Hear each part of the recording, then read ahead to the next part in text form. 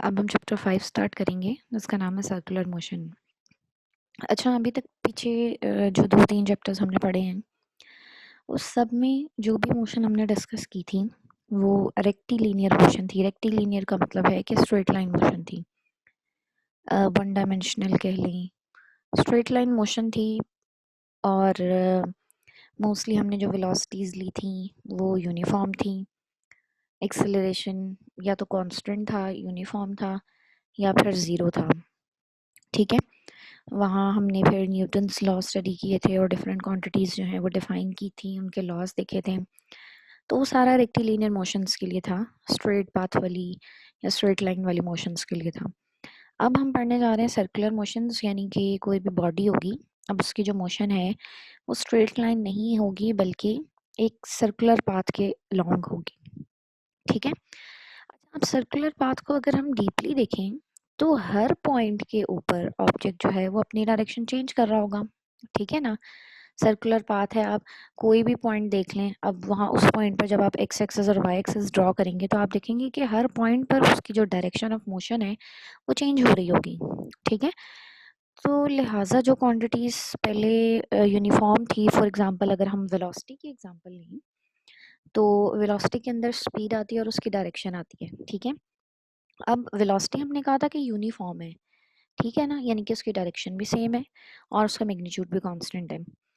तो इधर circular motion के केस में अगर हम एक कांस्टेंट स्पीड प्रोवाइड कर भी दें तब भी जो वेलोसिटी होगी वो डायरेक्शन तो चेंज हो रही है, हर पॉइंट पर डायरेक्शन चेंज हो रही है, तो लिहाजा वेलोसिटी जो है वो कांस्टेंट नहीं रहेगी। ठीक है, तो अब सर्कुलर मोशन के लिए हमें थोड़ी सी क्वांटिटीज़ जो हैं वो और डिफ़ाइन करनी पड़ेंगी, या जो पिछली क्वांटिटीज़ हैं उनमें कुछ चेंजिंग्स करनी पड़ेंगी ताकि वो हमारी सर्कुलर मोशन को जो है वो सेटिस्फाई कर सकें। ठीक है, तो एक बहुत फेमस एग्जांपल है कि कोई बच्चा है, उसने एक स्ट्रिंग के साथ पत्थर बांधा है और वो उसको घुमा रहा है एक सर्कुलर पाथ में, तो वो सर्कुलर मोशन है। तो इस केस में जो उसकी वेलोसिटी होगी वो हर पॉइंट पर चेंज हो रही है। और इसकी डिटेल तो खैर हम बाद में ही डिस्कस करेंगे, जितनी भी क्वांटिटीज़ निकलती हैं वो हम बाद में डिस्कस करेंगे। तो ये जो है ना, ये एक सर्कुलर मोशन की एग्जांपल थी। इसी तरह एक कार जो है वो सर्कुलर पाथ में घूम रही है, सर्कुलर मोशन है। सैटेलाइट है जो अर्थ के अराउंड किसी ऑर्बिट में मूव कर रही है, वो भी सर्कुलर मोशन है। ठीक है, तो there are thousands of examples of circular motion, even हमारी डेली लाइफ में भी हम देख रहे होते हैं। इसके अलावा जो अगर हम थोड़ा सा बाहर चले जाएं, यानी कि हम स्टार्स की मोशन देखें, सॉरी प्लैनेट्स की मोशन देखें, जैसे हमारा अर्थ है उसकी मोशन देखें अलोंग द सन, तो वो भी हम कहते हैं कि ये सर्कुलर पाथ में ही हो रही है। तो ये सारी सर्कुलर मोशंस हैं। ठीक है, तो अब हम डिफरेंट क्वांटिटीज़ स्टडी करते हैं, जिसके अंदर होगा रोटेशनल मोशन हो जाएगी, मोमेंट ऑफ इनर्शिया हो जाएगा, एंगुलर मोमेंटम हो जाएगा।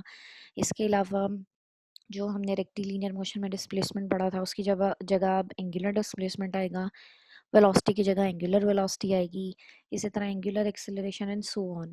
तो अब हम डीपली जो है सर्कुलर मोशन को स्टडी करते हैं और देखते हैं कि किस तरह से चीज़ें चेंज होती हैं जब हम लीनियर मोशन से या रेक्टिलिनियर मोशन से सर्कुलर मोशन में आते हैं। ठीक है, तो सबसे पहला टॉपिक जो है वो है हमारा एंगुलर डिस्प्लेसमेंट 5.1। तो जिस तरह रेक्टिलिनियर मोशन में डिस्प्लेसमेंट होता था, यहाँ पे चूँकि सर्कुलर मोशन हो रही है तो लिहाजा वो जो डिस्प्लेसमेंट है वो अब सर्कुलर मोशन के अंदर होगा डिस्प्लेसमेंट, और इसको हम एंगुलर डिस्प्लेसमेंट कहते हैं। ठीक है, तो इसका अब डिटेल में स्टडी करते हैं हम। एंगुलर डिस्प्लेसमेंट को स्टडी करने के लिए हम एक एग्जांपल लेते हैं। एग्जांपल में आप समझ लें एक रॉड है ओ पी, जिसका नाम है, पी पॉइंट पर कोई मास अटैच है जिसका मास जो है वो m है। ठीक है, कोई पार्टिकल अटैच है जिसका मास m है।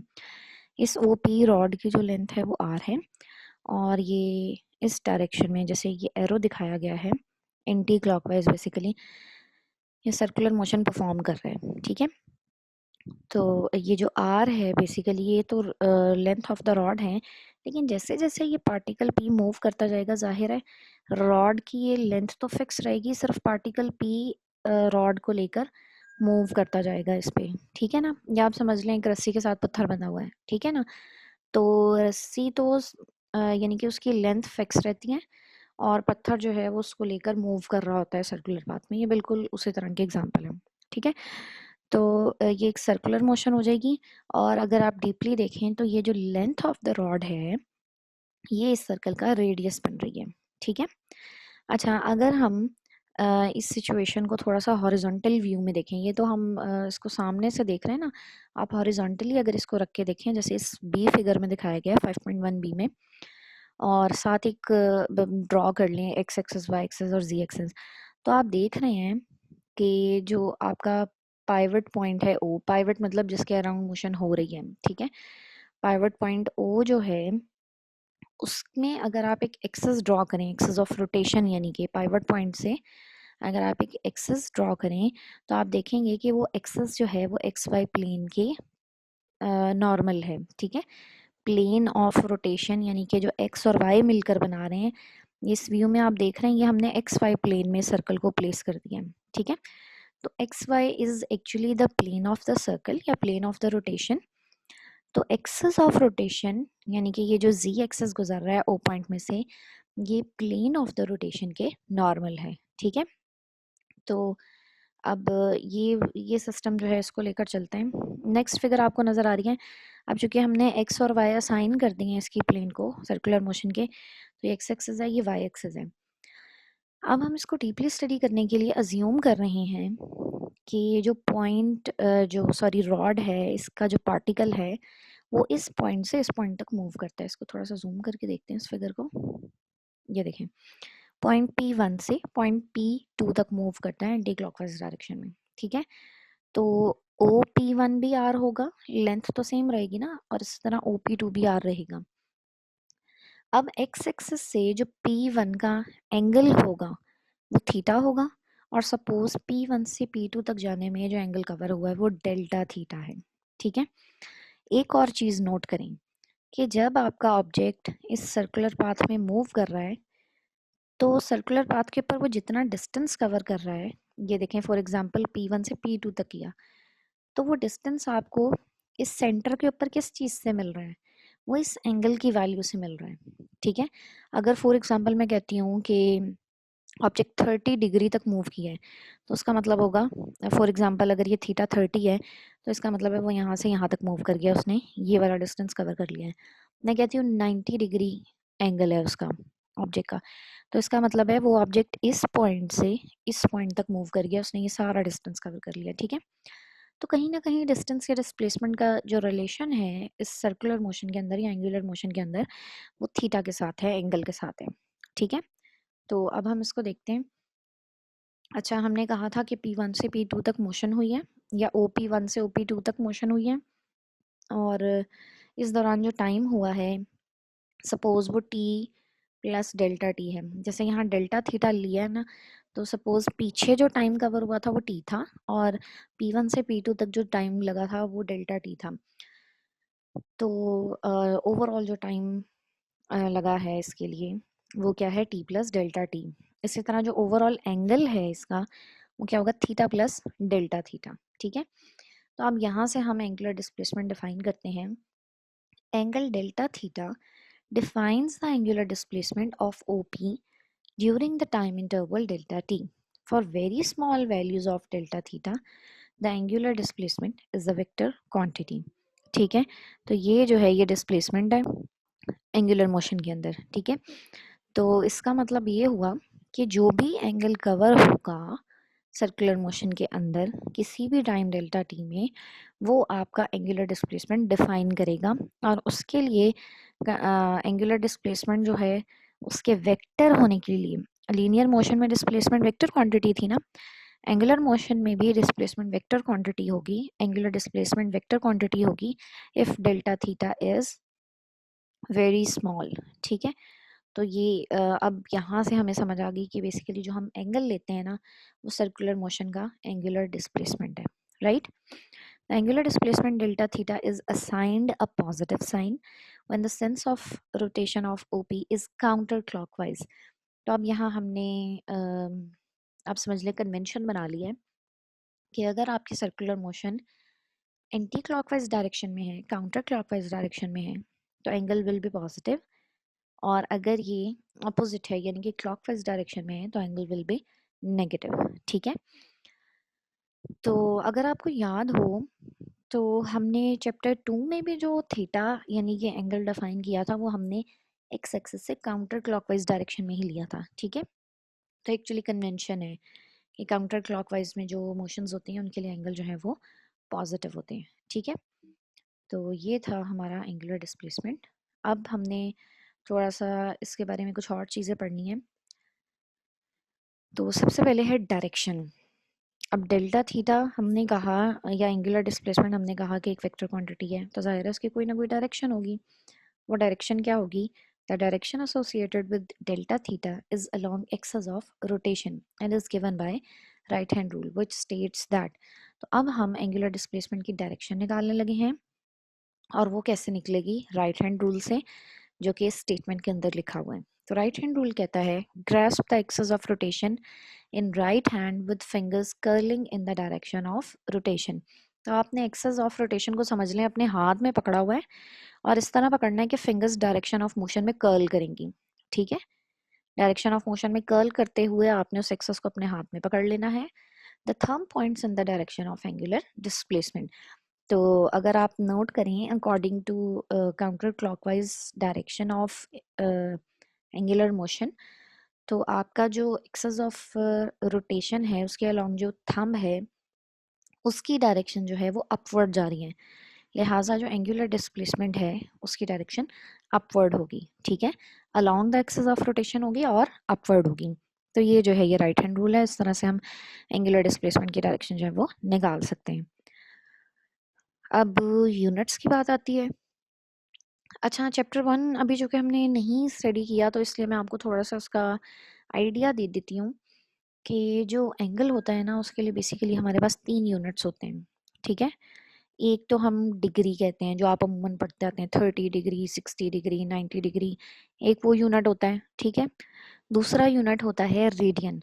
रेडियन को हम कहते हैं ये 2 डायमेंशनल एंगल है, यानी कि आपके पास अगर 2 डायमेंशंस में मोशन हो रही है तो उस वक्त जो एंगल बनेगा वो 2 डायमेंशनल एंगल होगा और उसको हम रेडियन से रिप्रेजेंट करते हैं, उसके यूनिट्स रेडियंस होते हैं। तो तीसरा यूनिट जो है वो रेवोल्यूशन तीसरा यूनिट जो है वो रेवोल्यूशन है। वैसे एक एंगल जो है ना उसको हम स्टी रेडियन भी डिफाइन करते हैं, वो 3 डायमेंशनल एंगल होता है। ठीक है, डिटेल्स हम बाद में स्टडी करेंगे इसकी जब हम चैप्टर 1 पढ़ेंगे, अभी हम सिर्फ यूनिट्स की तरफ आ रहे हैं।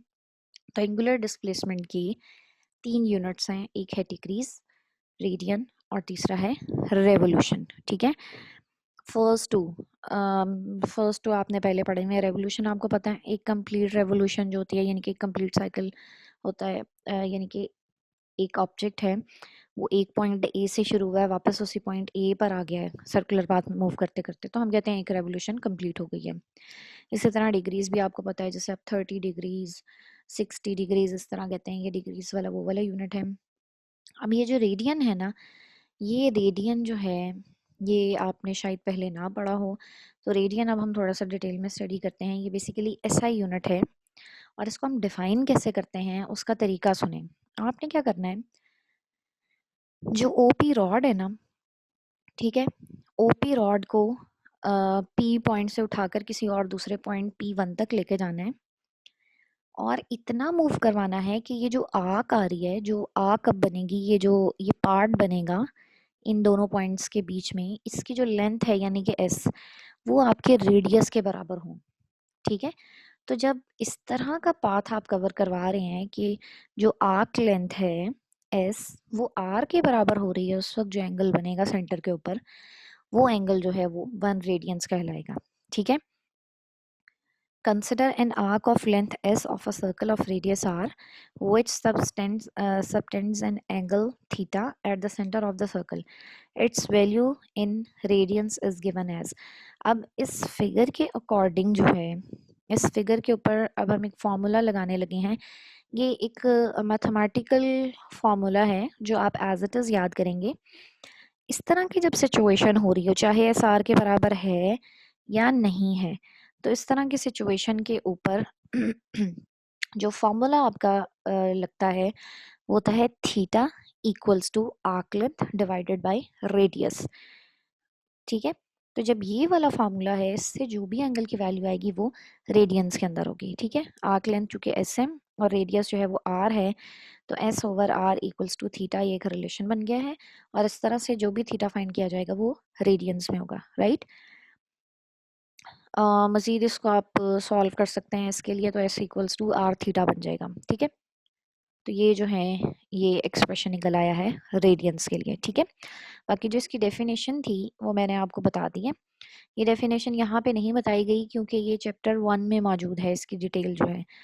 तो वो जो डिटेल थी, जितनी आपको यहाँ ज़रूरत थी वो मैंने आपको बता दी है, कि जब आर्क लेंथ और रेडियस बराबर होंगे उस वक्त जो थीटा होगा वो 1 रेडियंस होगा, ठीक है। तो और फार्मूला जो है वो इसका ये आ गया है, S equals to are theta या theta equals to S over R. एक सर्कुलर मोशन की एनिमेशन दिखाई गई है। नेक्स्ट पॉइंट इज, हमने रेवोल्यूशन, डिग्रीज और रेडियंस, यानी कि जो तीनों यूनिट्स हैं इनका आपस में रिलेशन निकालना है, ताकि हम एक यूनिट को दूसरे में कन्वर्ट कर सकें। जैसे वो प्रीफिक्स आप करते थे ना, जैसे कि सेंटीमीटर को मीटर में कन्वर्ट करना है, किलोमीटर को मीटर में कन्वर्ट करना है, इसी तरह से इसके भी जो 3 यूनिट्स हैं उनका हमने रिलेशन बनाना है, ताकि कहीं भी हमें ज़रूरत पड़े तो हम उसको कन्वर्ट कर सकें, ठीक है। अच्छा, अब इसके लिए हम अज्यूम कर रहे हैं कि एक रेवोल्यूशन कंप्लीट हो रही है, यानी कि पॉइंट पी से शुरू हुए हैं हम और पूरा सर्कल कंप्लीट करके हम दोबारा पॉइंट पी पर आ गए, ठीक है। तो उस वक्त जो एस है, यानी कि जो डिस्टेंस कवर होगा इस पूरे साइकिल के दौरान, वो क्या होगा, वो लेंथ ऑफ द सर्कल के बराबर होगा, जाहिर है। और लेंथ ऑफ द सर्कल होती है सर्कमफेरेंस। तो सर्कमफेरेंस या अब जो डिस्टेंस की वैल्यू है वो हो जाएगी 2πr, ठीक है। तो वही लिखा है कि एक कंप्लीट रेवोल्यूशन हुई है जिसके लिए एस की वैल्यू जो है वो 2πr हो जाएगी, ठीक है। तो अब हम इसको सॉल्व करते हैं। Theta equals to S over r था रेडियंस में, राइट। तो एस ओवर आर को अब हम सॉल्व करने लगे हैं, इसकी जगह 2πr आ गया है, आर आर से कैंसिल हो जाएगा and it will be equal to 2π radians, ठीक है। क्योंकि ये वाला फार्मूला यूज हुआ है ना, तो ये आएगा radians. Hence 1 revolution equals to 2π radians, ठीक है। और इसके अलावा हमें ये भी पता है कि जब आप एक साइकिल कंप्लीट करते हैं, एक सर्कल कंप्लीट करते हैं, उस वक्त जो एंगल डिग्रीज में कवर होता है वो 360 डिग्री होता है। तो ये वही लिखा हुआ है, ठीक है। तो यहाँ से क्या बन गया कि 1 complete revolution equals to 2π radians and equals to 360 degrees, right. अब आपने रेडियंस और डिग्री का अगर रिलेशन निकालना है तो कैसे निकलेगा, यहाँ पे 1 रेडियन आपको चाहिए, 2π इधर लाके डिवाइड कर देंगे। तो ये वही किया, 1 radian equal to 360 divided by 2π। इसको जब आप कैलकुलेटर से सॉल्व करेंगे the answer will be 57.3 degree. तो ये रिलेशन आ गया रेडियंस और डिग्रीज में, और ये तीनों का आपस में रिलेशन है। जो भी आपको रिक्वायर्ड चीज़ होगी आप वो वाला रिलेशन उठाएंगे और उसको सॉल्व कर लेंगे, राइट।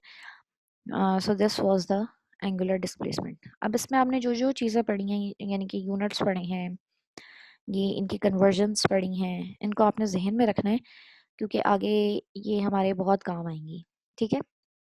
तो ये था angular displacement. The next topic is angular velocity. अब एंगुलर वेलोसिटी, जैसे हम रेक्टिलिनियर मोशन में वेलोसिटी पढ़ते थे, यहाँ पे एंगुलर वेलोसिटी होगी, ठीक है। और मैंने जैसे शुरू में बताया कि ये वेलोसिटी मुसलसल चेंज हो रही होगी, और चेंज होने की वजह जो है उसके डायरेक्शन के अंदर चेंजिंग है। ज़रूरी नहीं है कि स्पीड की वैल्यू चेंज हो सकता है कि सर्कुलर मोशन जो भी ऑब्जेक्ट परफॉर्म कर रहा है वो एक कांस्टेंट स्पीड के साथ कर रहा हो, लेकिन फिर भी वेलोसिटी चेंज हो रही होगी क्योंकि उसकी डायरेक्शन चेंज हो रही है, ठीक है। तो ये जो एंगुलर वेलोसिटी है ये उस ऑर्डिनरी वेलोसिटी से थोड़ी सी डिफरेंट होगी, ठीक है। तो उसके लिए, इसको पढ़ने के लिए, इसको स्टडी करने के लिए हम वही वाली एग्जांपल लेते हैं कि पॉइंट